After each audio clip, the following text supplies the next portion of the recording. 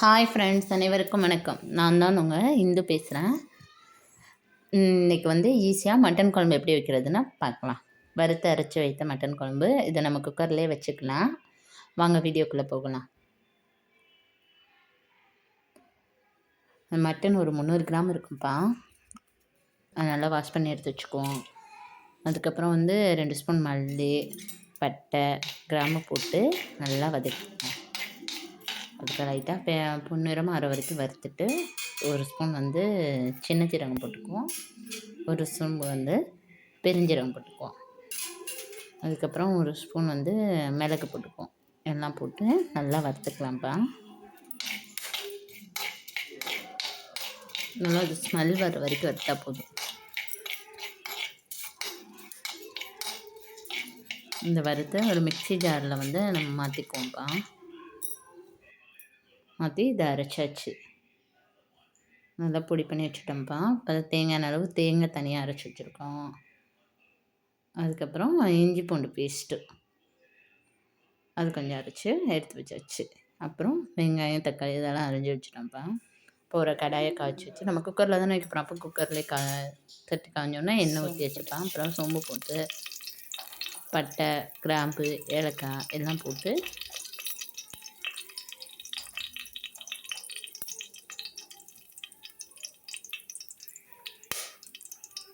வறுத்ததுக்கப்புறம் வெங்காயமும் கருவேப்பிலையும் போட்டு நல்லா வதக்குவோம்ப்பா.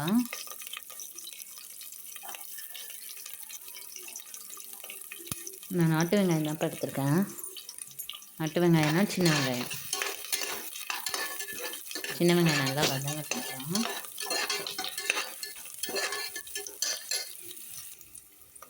சின்ன வெங்காயம் நல்லா வதங்கிட்டு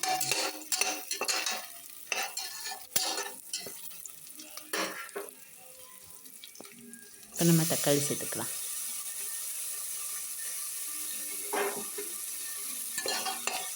தக்காளி நல்லா வதங்கணும்ப்பா. தக்காளி நல்லா வதங்கிட்டா இப்போ இஞ்சி பூண்டு பேஸ்ட்டு சேர்த்துக்குவோம். இஞ்சி பூண்டு பேஸ்ட்டு ஒரு 1.5 ஸ்பூன் சேர்த்துக்குவோம். அதை நல்லா வதங்கிட்டோம்.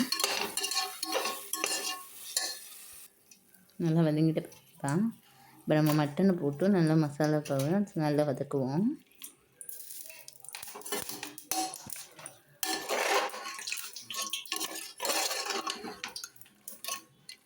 நல்லா வதங்கிட்டுப்பா. இப்போ நம்ம அரைச்சி வச்ச தூளில் ஒரு 1.5 ஸ்பூன் போட்டுக்குவோம்ப்பா. போட்டு அதையும் நல்லா பரட்டி விட்டுக்கலாம்.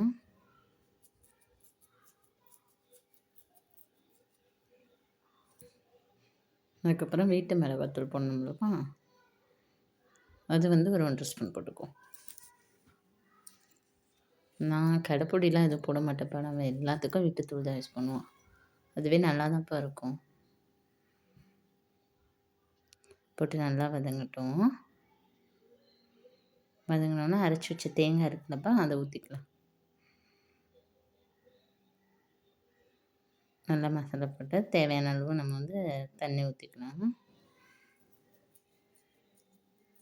நல்லா பரட்டி விட்டுட்டு